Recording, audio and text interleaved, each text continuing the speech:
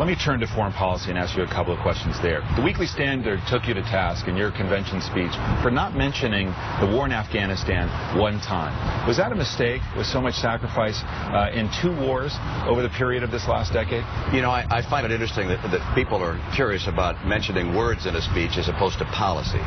And so I went to the American Legion the day before I gave that speech. You weren't speaking to tens of millions of people, Governor, when you went to the American Legion. You know, what I found is that wherever I go, I am speaking to tens of millions of people. Everything I say is picked up by you and by others, and that's the way it ought to be.